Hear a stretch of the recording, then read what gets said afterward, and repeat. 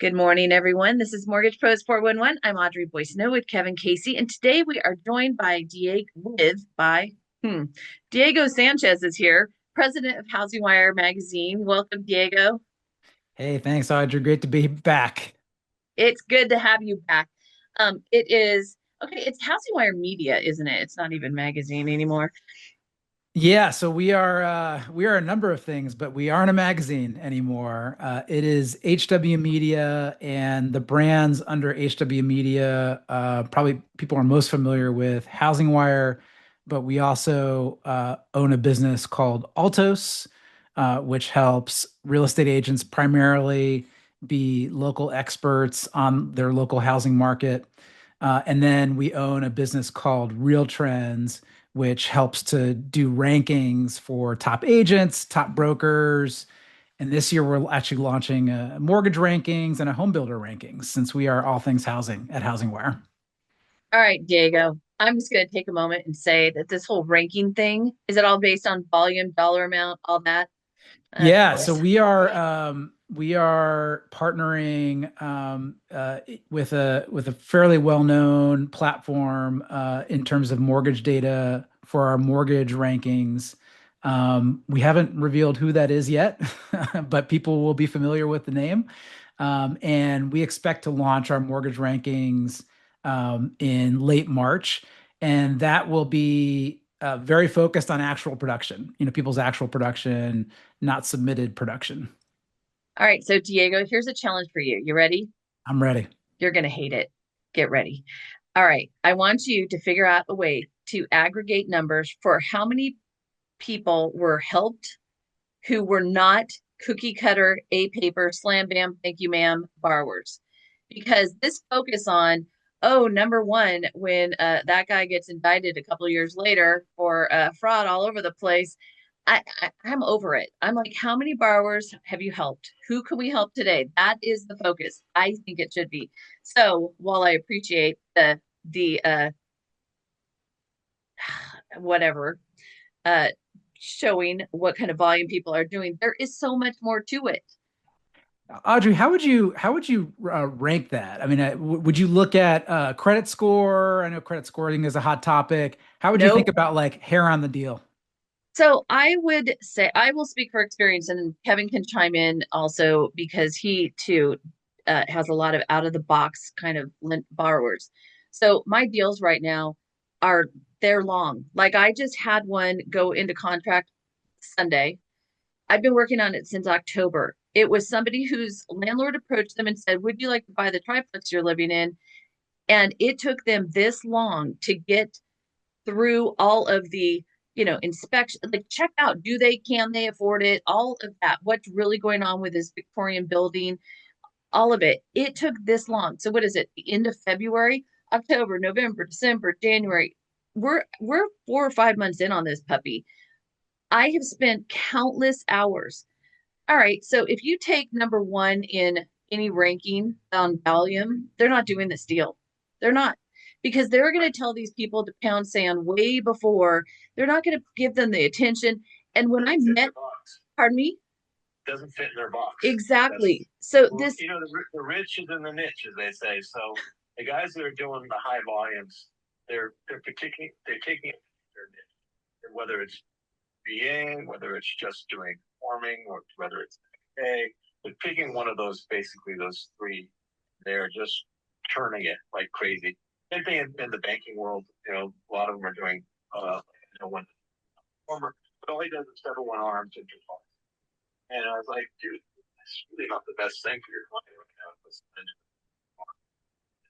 7 years from now, who knows what rate astronomically higher, and then they're really screwed. And he's, well, or that's what they're looking for. So it's interesting. I mean, but is he wrong? I mean, they are looking for that. It's not his fault that clients are looking for that. But the trick in the world, the good loan officers tend to years of the business, we would get bored to death doing the same thing all day long. So honestly, I think that's more why we pick challenging stuff, because there's approach to it. We're like, versus if I just try to clients all day, put them into a box, and sent them into the system and close the loan. Yes, I could make a lot of money, but that's not why really I'm here because I like serving people. Like I was on a call with a client that someone else, I can't remember the car with me, and they're like, "Oh my god!" Like after the call, like you really, really love what you do, and it's like the way you treat your client, and then they watch me how I talk to the lenders, and it was like the whole process. It's like you really enjoy what you do. Why most loan officers do it, whether or not the money's there. But I'm not saying you shouldn't rate all the guys that are top guys because hey, they're doing something that works also. But again, it's the difference between an order taker and somebody who actually studies the scenario and figures out what is best for the borrower and presents options that they might not have thought about because, they don't do loans. And so, you can kind of relate it to the medical field. You want a general practitioner. You need a general practitioner. But then every once in a while, you need a liver specialist. And the liver specialist, that's all they do all day long, and they make a lot of money doing it. But not everybody needs a liver specialist.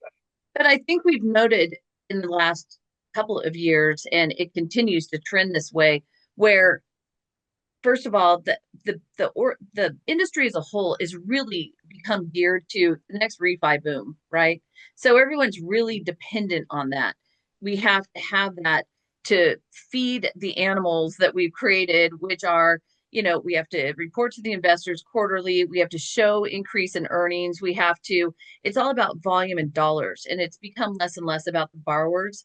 And so back to your question, how do you measure it? I don't know. I don't even know if you could. I don't think it's something that you can quantify, except for the non-QM loans. That that portion of the closed loans, it's growing and growing and growing and growing, and that tells you that this kind of borrower is out there. And for the longest time, there was no place for them, which is really terrible. I mean, we used to get, tax returns for somebody who's self-employed or an investor, and it showed a big negative number at the bottom, and they were toast.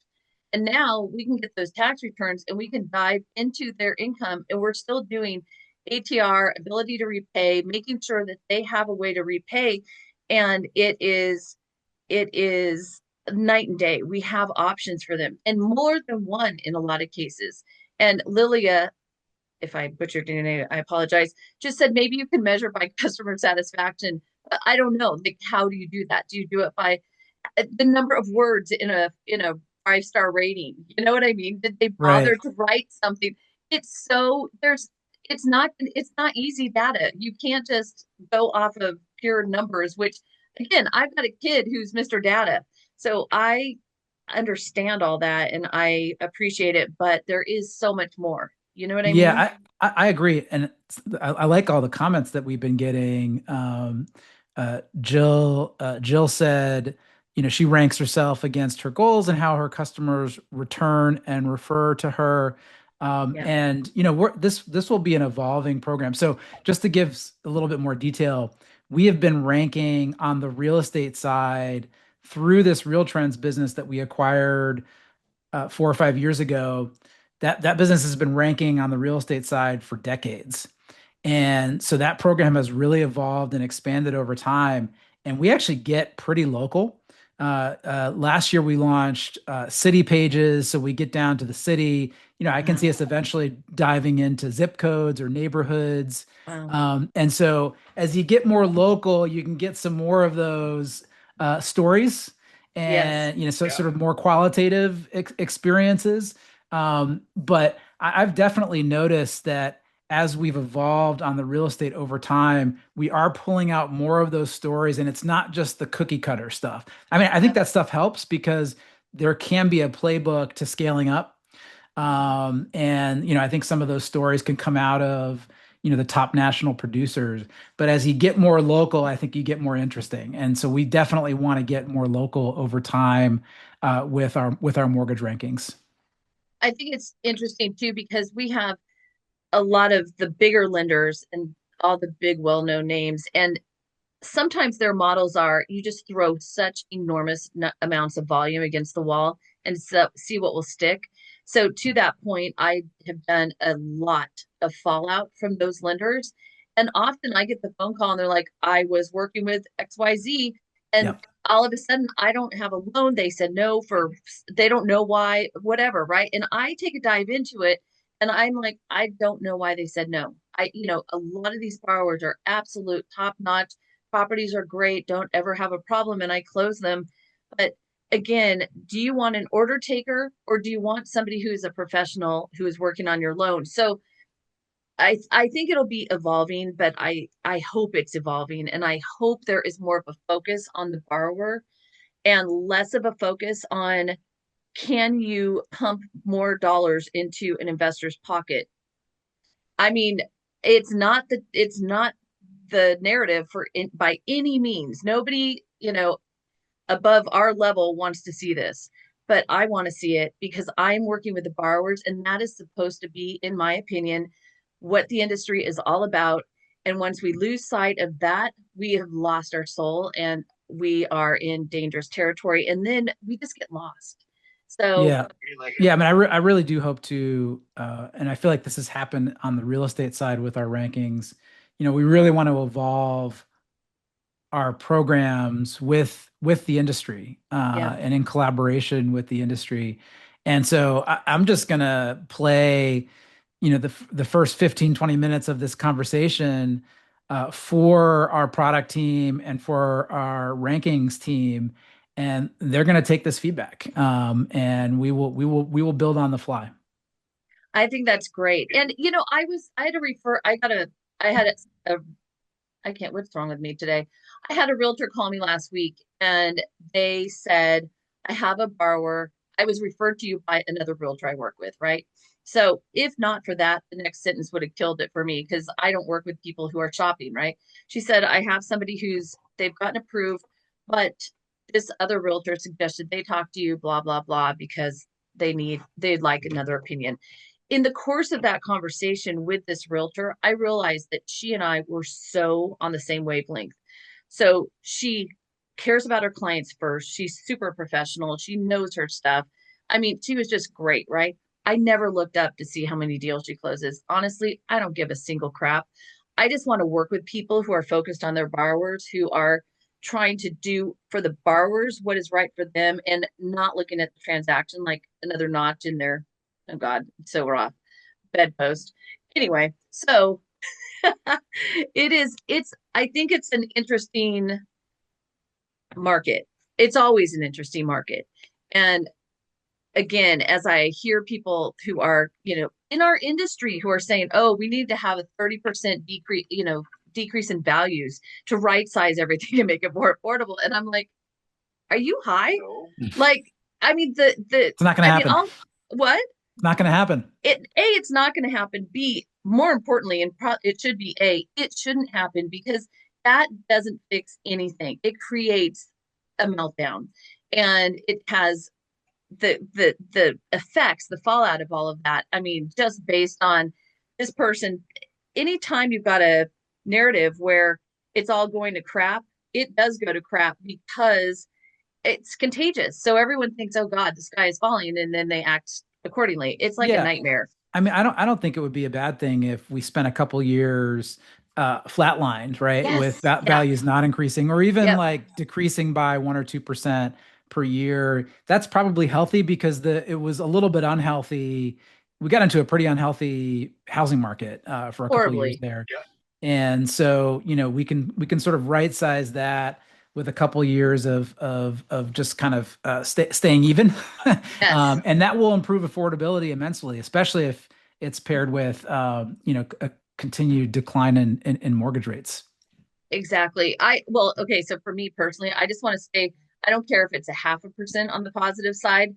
Just I don't want to go negative because then they take that headline and they're like, oh my God, oh my God, oh my God. And then the borrowers freak out. And no, just keep it slightly positive. So the estimates this year for appreciation are somewhere between 2.15 and 4% based on whoever you're watching. Yep. And so those are healthy appreciation rates. And again, to your point, if it was at 1%, I'd be fine. I don't need, I agree. It does not need to be crazy because it just creates all sorts of mayhem. And you're in New York. In California, we have Prop 13, which keeps our property taxes pretty well in check. So our max increase per year is 2% plus whatever bond measures or whatever passes. But in other parts of the country, we're starting to see the effects of, oh, your property value went up 30% and so did your property taxes. And by the way, Yeah. your insurance is right there behind it. And now what are those poor people supposed to do? Right? So all of these government suggestions for, oh, this is how we're going to impact affordability, never once is cutting property taxes or giving someone a break on sales tax, never on the list of options. And so it is, yeah, it's something. It is something.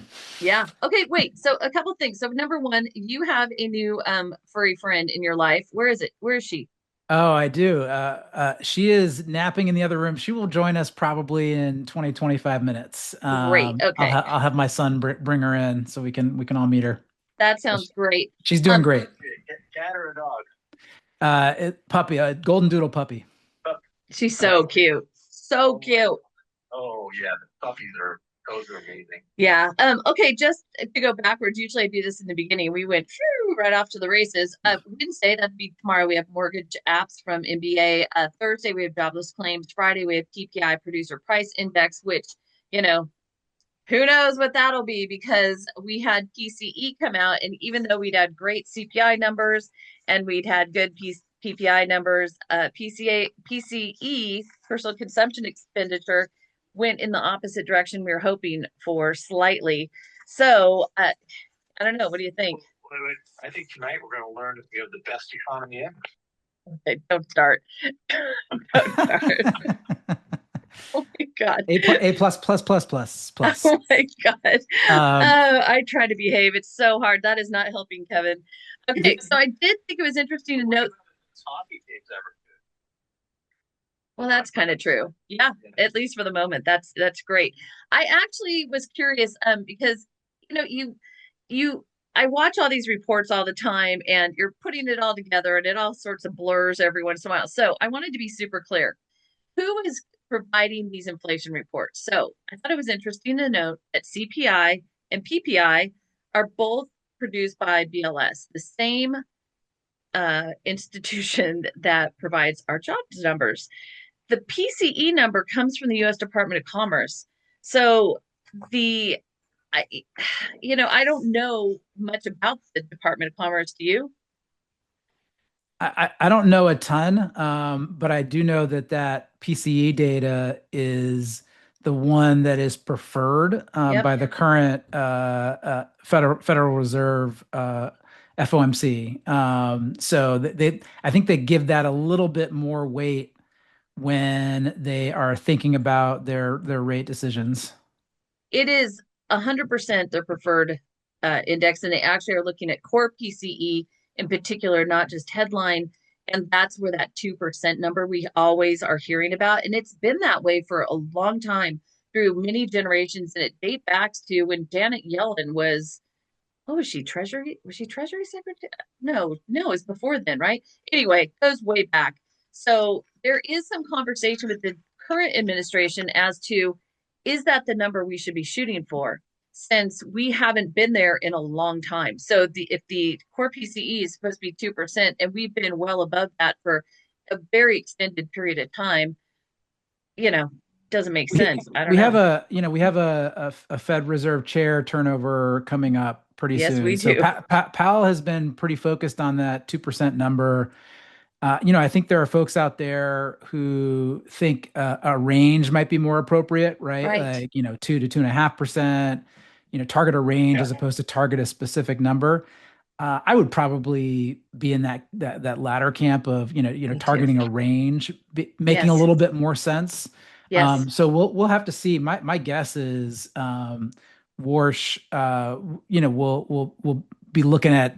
I mean, he's definitely going to be more dovish because he wouldn't have gotten the job if he wasn't out to cut rates. But I think maybe a range might make more sense, and maybe he'll be in favor of that. Yeah, I agree that a range makes more sense. I've said that about appraisals for years. I mean, the Oh, idea that we're supposed to like hit on one number is so insane. And I have a really weird situation. Again, back to these deals are hairy. So I've had this deal I've been working on since I think November, and it's a situation where these people inherited this property and now one wants to buy out the other. But there's a huge dispute over what the value is, and it happens to be on a lake, and so whether or not somebody, understands that lake dynamic really matters. So we have appraisals. You ready? So they each got one ahead of time, before anyone called me. One came in at 2 point almost $3 million. One came in at 1.45. Then wow. then another appraisal is ordered and it came in at 550. Then another one is ordered. Yes, sir, exactly. And another one is ordered, and and it came in at like 975. And I just told her, I said, listen, at this point, you just need to understand that this was a freebie for you, right? So whatever you're paying your sibling to buy them out is less than it would cost you if you hadn't inherited that equity. So, but they can't wrap their brains around that at all. And I said, you're not going to get data that is going to support any of your numbers because it's so subjective and all over the place. So I mean, that's a crazy range, though. crazy. Is there something unique about this property that makes it difficult to appraise? It depends on whether, so it has a dock, it has direct lake access, it has a view. But if somebody isn't comping it against this a like situation, so some of the comps were not on the, we're not. And yes, all local appraisals, it was, I'm telling you, it's the weirdest appraisal situation I've seen in 36 years of doing this. And I just find, and I have often said, I'm like, this is subjective. And I think it would be fascinating to put this into the automated, AVM, or we're just forget about the humans, because again, I think it would probably err really on the low side of things because it's probably not going to capture that whole lake lifestyle that is so valuable Right. in The this unique situation. aspects of the property. Yeah. Right. But it's just like when you have a property with a view. So you're going to have people who come in who think that view is worth the extra 80 or $1 million more in purchase price. And you're going to have people who come in who don't give a crap and they think it's worth zero. It's like pools. You either love them or hate them, right? So if you have a set of newborn twins, maybe that is a liability and you're going to fill it in and it's not an asset. But if you are dying for a pool and you think that's the best thing on earth, you'll pay extra. So we've all seen this a million times. So this idea that there is a one exact right number on something is nonsense, really. And I think a range would make sense.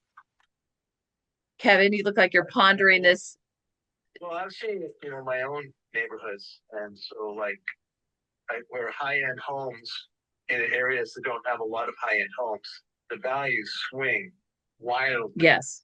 Um, because there's just the comps aren't always there. Yep. If you look back over time and say, okay, well, homes that are 3,600 square feet or more, they're trading in this range historically, but in the last 6 months is what the appraiser is limited to. Well, there's only been one sale, and it was a fire sale, so therefore the values are down something. No, your house that you're selling now is not in a fire sale.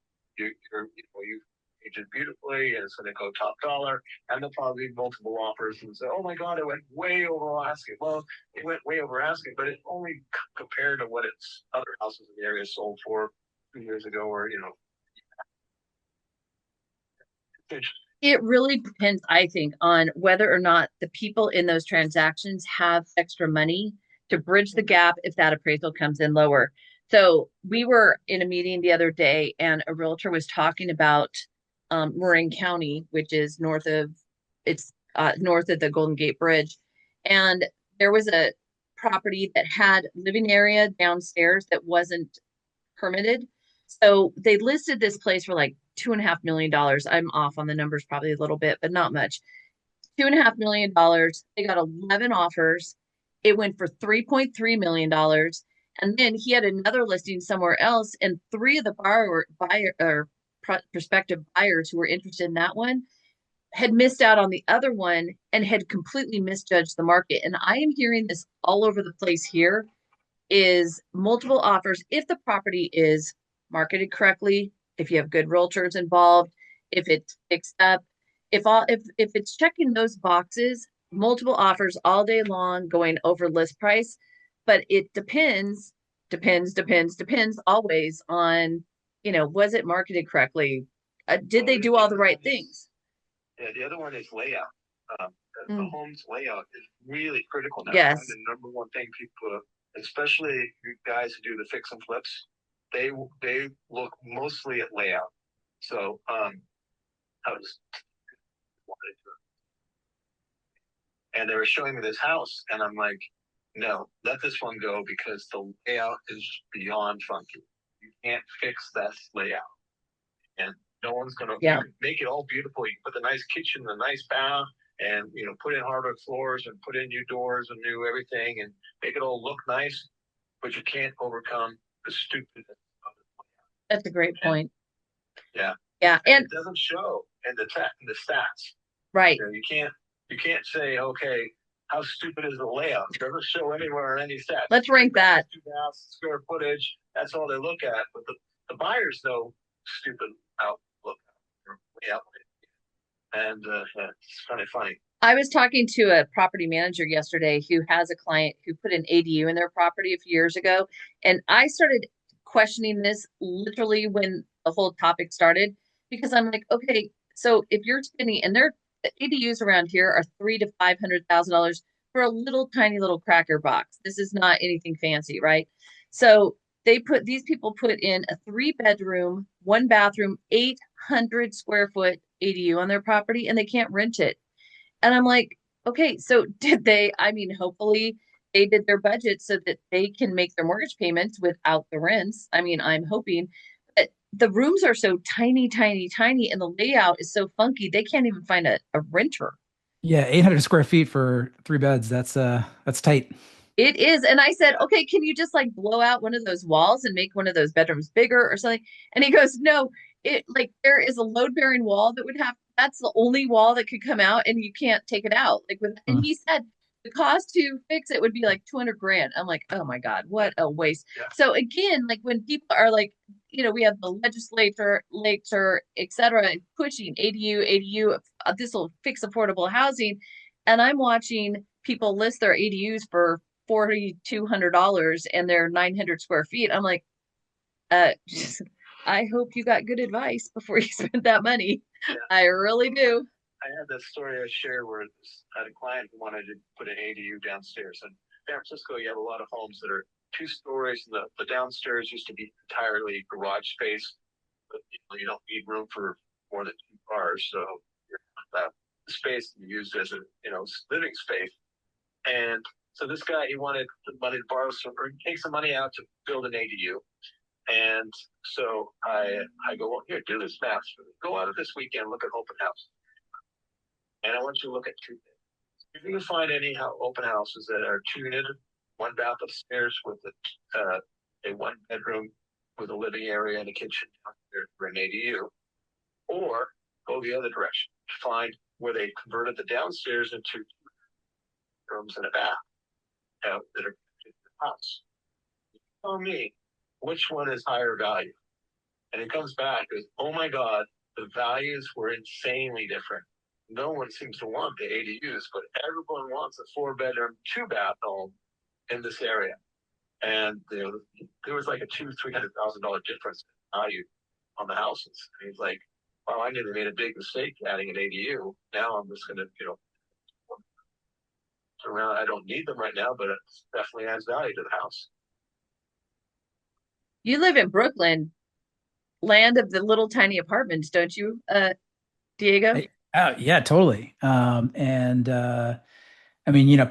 will definitely pack, try to pack a lot into 800 square feet, but 3 beds, three beds would be tight. 800 square feet anywhere. Yeah. It would definitely.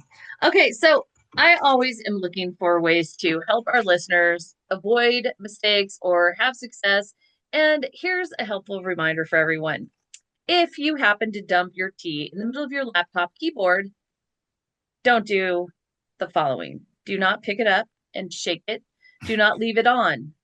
Do not try to get the water out yourself. Do not leave it on. Did I mention don't leave it on? So somebody who shall go nameless may or may not have done this about 36 hours ago and learned the hard way as they proceeded to, for the rest of the evening, smell the innards of their computer burning, only to have it confirmed that it was completely dead last night. So a big thank you to Jason Bellevue for coming to the rescue and making it possible for someone, maybe me, to have a computer that's functional today. And oh my God, I did all of it wrong. I literally just looked at it while it was happening and kind of froze, and then tried to sop it up and did all this stupid. What are you supposed to do? Okay, so immediately you turn it off. That's number one. Okay. Unplug it. Yes, unplug it.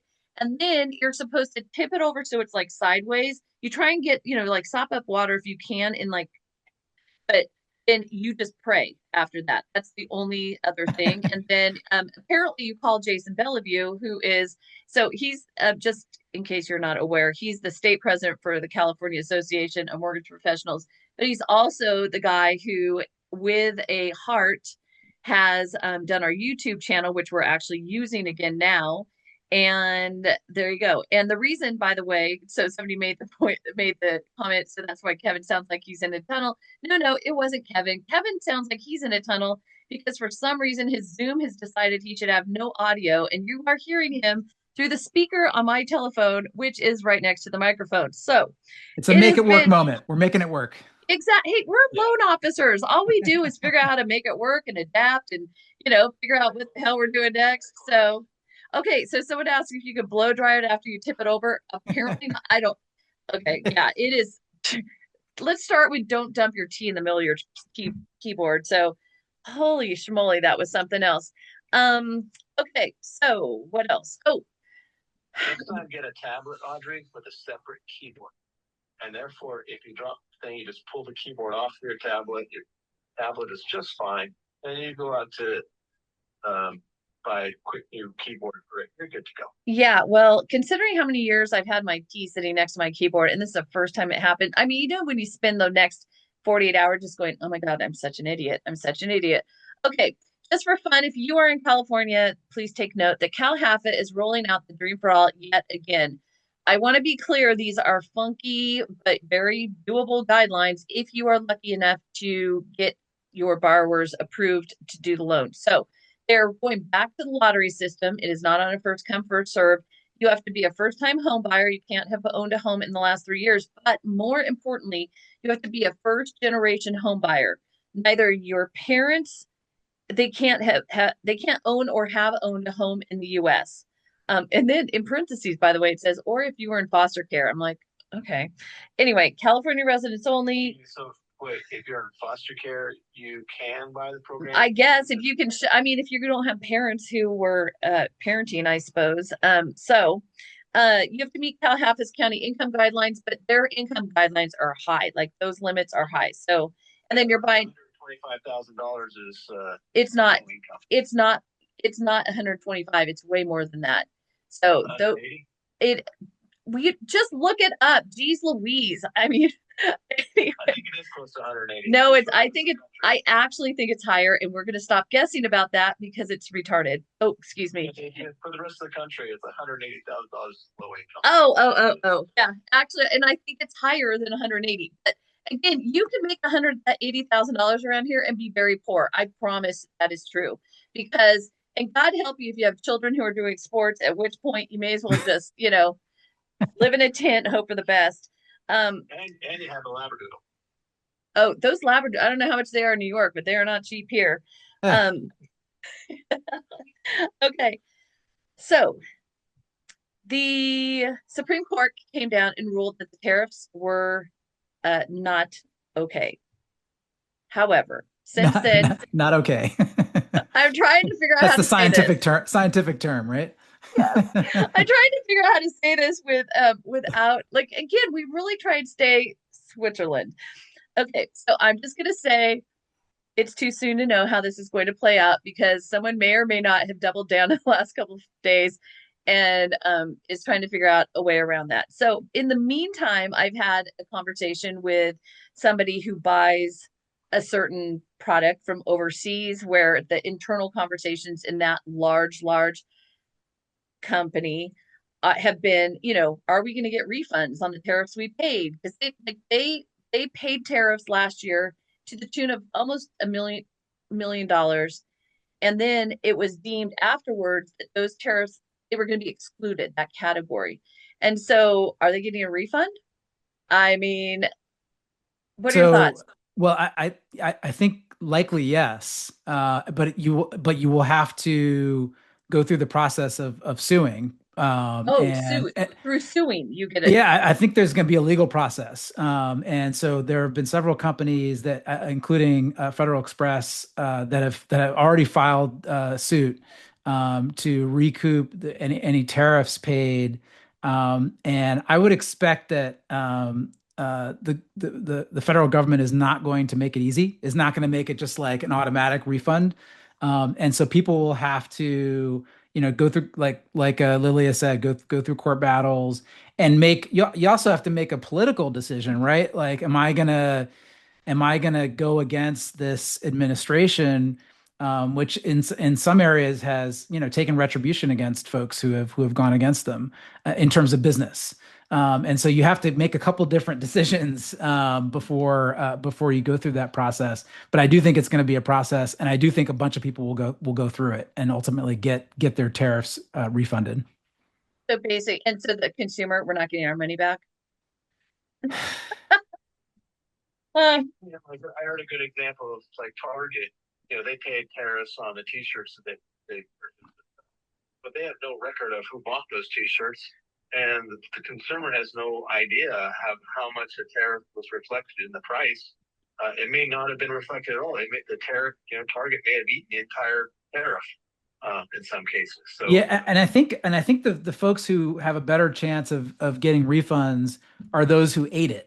If you pass yeah, along those tariffs as a price increase to consumers, Mm, I think you're less likely or not likely to get that I refund. would that's a yeah, I good would point. agree with that because you have to look at how much were they able to pass on to the consumer, Right. and then it's negated.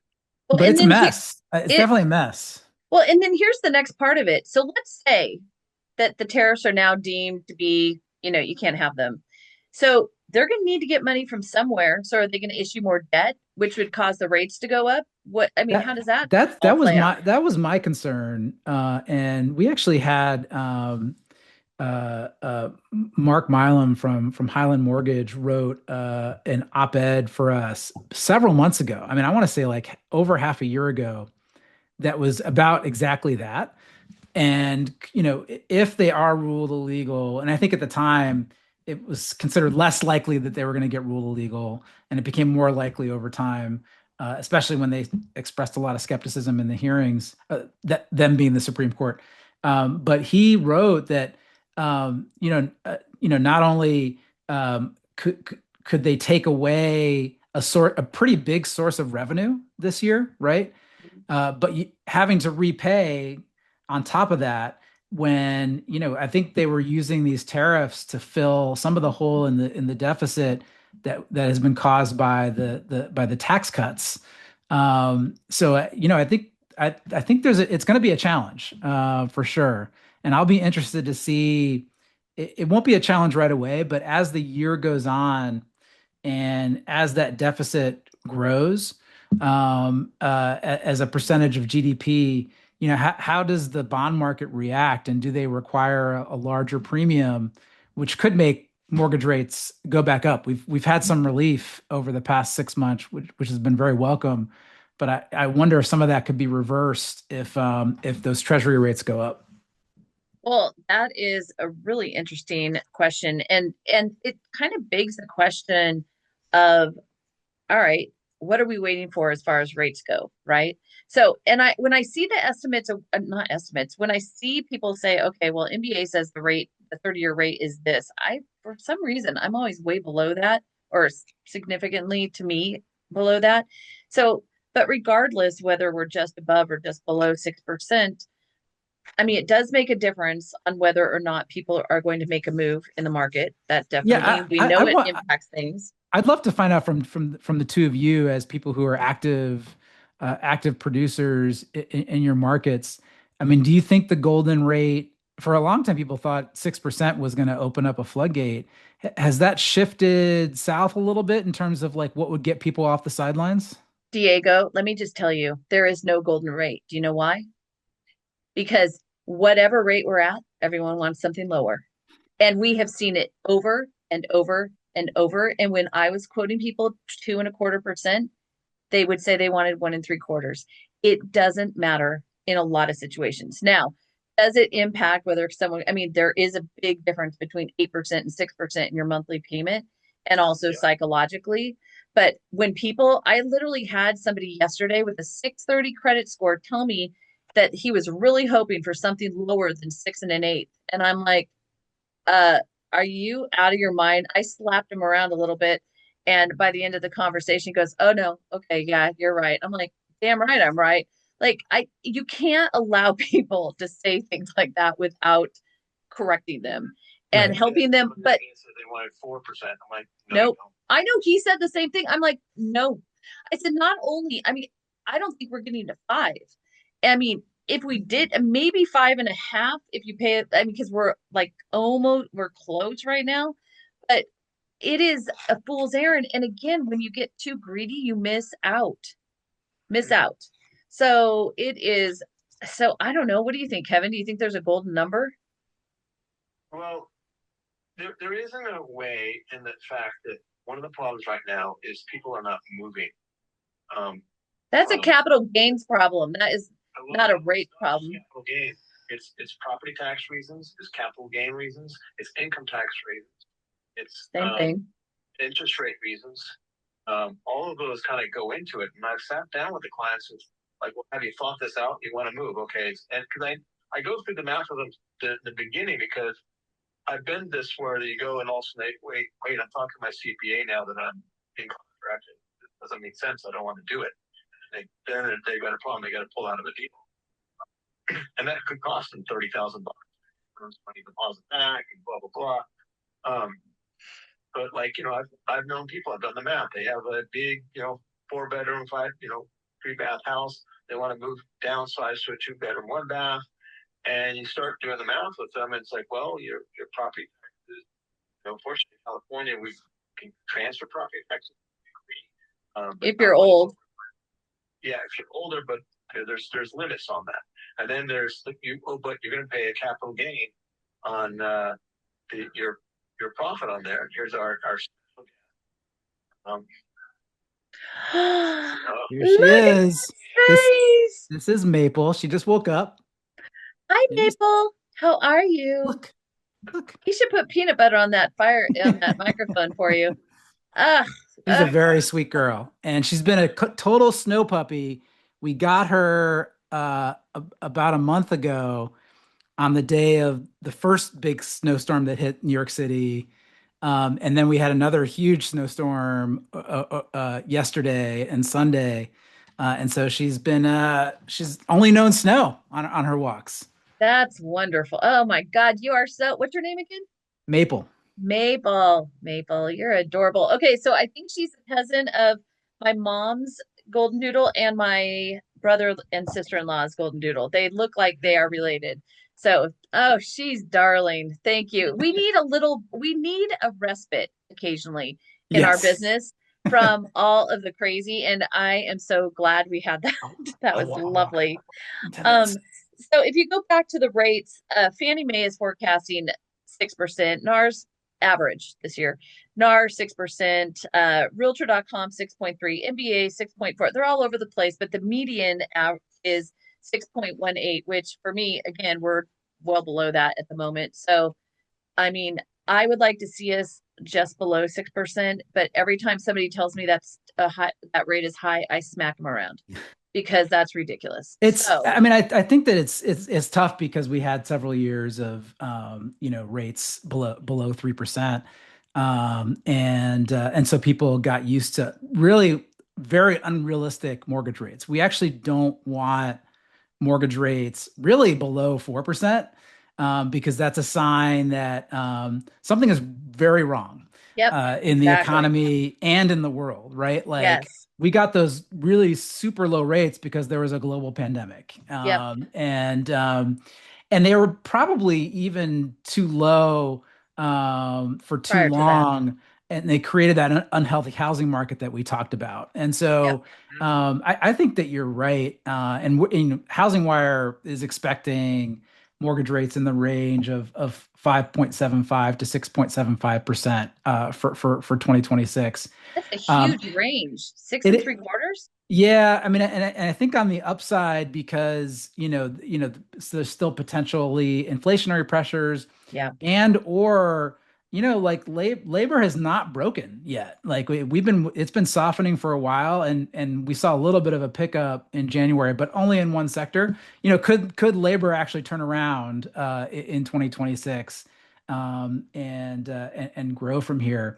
I don't think we know.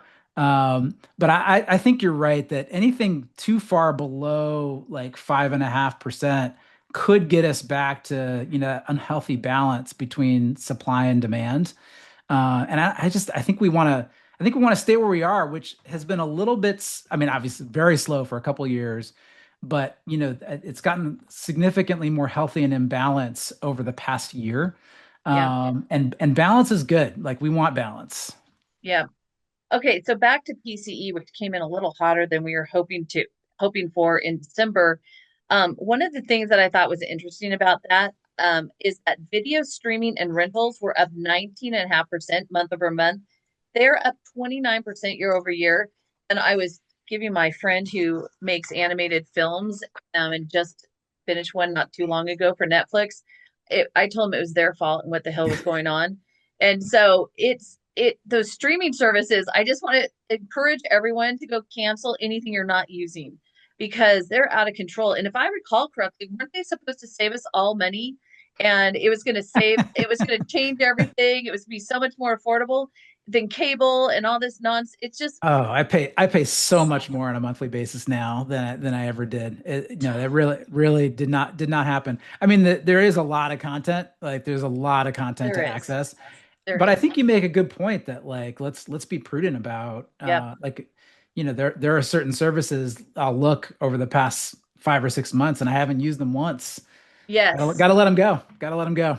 I didn't even know that I had a couple of somehow I must have clicked on something in Amazon Prime and all of a sudden I have subscriptions to other things and I'm like and I'm paying like 13 bucks a month for these things I didn't even realize I had. It's It's stupid. another good pro tip. Like actually go into your Amazon settings. Yes. Just go to Amazon.com and you can look at the subscriptions, and there Yes. are all these crazy subscriptions that you Yes. can sign up for very easily on the Kindle. If you've got kids that have devices, they may hit some Yes. buttons that get you signed up for certain things, and Yep. you never know that it's happening. Yeah, exactly. Yep. Exactly. So, Dr. Lawrence Yun, who's the National Association of Realtors chief economist, he's a guest for us at least once a year. He made the statement that mortgage rates are near 6%, which adds an additional 5.5 million households that qualify this year versus last year for a home. He said most don't act immediately, but about 10% should enter the market, potentially adding 550,000 new home buyers this year. And so these additional potential buyers becoming active could push up home prices. So that's a really good thing to remember is there is demand out there and we're seeing it. And going back to what NAR was saying a month or so ago, that they're expecting 20% of the realtors to leave the business, but they expect there's the sales to be up 14%. And, And, from their mouths to and, God's ear, I say, not only that, if you look at the last couple of years, there's been significant attrition in real estate professionals and in mortgage lending professionals. And so, if there's any growth in the number of home sales, that's more for fewer people. yes, And we are definitely seeing. So we do at Housing Wire, we do a weekly tracker that is managed by our lead analyst, Logan Motoshami, who has been on this program, I believe. yep, yes, Um, And he looks at a number of different data sets, including some proprietary data sets that HousingWire has. And we're definitely seeing signs of a halfway decent market. Now, it got a little bit interrupted by that giant snowstorm a month ago that hit a lot of different parts of the US. But if you look at forward-looking things like MBA purchase apps, those have definitely been up year over year. We look at in our Altos data set, we look at the percentage of properties that have price reductions as a sign of either weak demand or strong demand. If those price reductions are going down as a percentage of overall properties that are for sale, that's a positive sign. And we have seen those down year over year. So the demand is looking okay. Now, the one thing that I'm concerned about is consumer confidence. And if you look at, things like the tariffs, are they on or are they off? There's been a little bit of volatility for a while. And when consumers are not confident, it does make that home purchase decision a little bit more difficult. So I'm hoping that we'll hear some things in the State of the Union tonight that will kind of calm things down a little bit in terms of that volatility, right? And hopefully we'll get some clear messages on what the tariff regime is going forward, and some ideas of what they want to do about housing affordability. All right. I am not going to make you lay odds on what the probability of calming things down would be. But back to, I love MBA mortgage applications. I never really paid attention to them, except lately I have been reminding everyone because our businesses should reflect something of, of these numbers. So purchases were down 3% week over week last week, but up 8% year over year. Refis were up 7% week over week and up 132% year over year. Those numbers have been up very consistently for months. And so, are you getting your share? And it's not easy out there because your borrowers are being solicited by those servicers every 10 seconds. So, you've got to be ahead of it. And a lot of my borrowers will say, they'll get the notices and they call me. They're like, I'm not dealing with that crap. I want to work with you. But other people they wonder, am I going to get a better deal? Is that bullshit rate that they just sent me that they said I could have? Is that for real? You know what I mean? So it's I think it's interesting because you hear the servicers, and on the one side, they're lamenting how many people are going to pay them off and how much of their servicing will they lose. On the other side, they're going after your borrowers, and so anyway, it is definitely a market where you cannot just expect it to fall out of the sky. It is not easy. This is not for the faint of heart. This is not for a part-timer. This is a market for professionals who take it seriously, who have their clients' best interest at heart, and you're willing to be in there and holding their hands. And I Yeah, find and not just showing up every couple of years, because to your point about the servicers, they have built a significant amount of technology, including artificial intelligence capabilities, that is enabling them to call immediately when yes, somebody is in the money for a refi. yes, So if you're not staying in front of your client, your past clients, the servicers are definitely staying in front of them, and 100%. and we'll be making them offers as they call in to check on various issues with the property and with their servicing relationship. So it is super important, to your point, to not be a part timer and to stay in front of those past clients. Well, and also take advantage of the fact that a large number of people actually remember who their servicer is and they hate them. I mean, the servicers have done a great job of doing a terrible job so that people specifically don't want to have them anymore. The problem is there are no bright shining stars as servicers go. And it's not like you can close something and go, oh, I'll send you there. And that servicer is great. You'll love them. They all have not all, a lot of them have some hair on them and they have not been great for their borrowers. So that's something.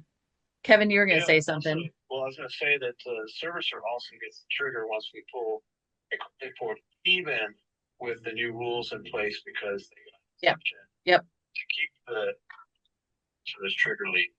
So they will still get that trigger lead. Now, one great trick is if you're doing DS for non-QM loans, a lot of those non-QM lenders do not require a full credit pull. Right. You can do a the Soft pull.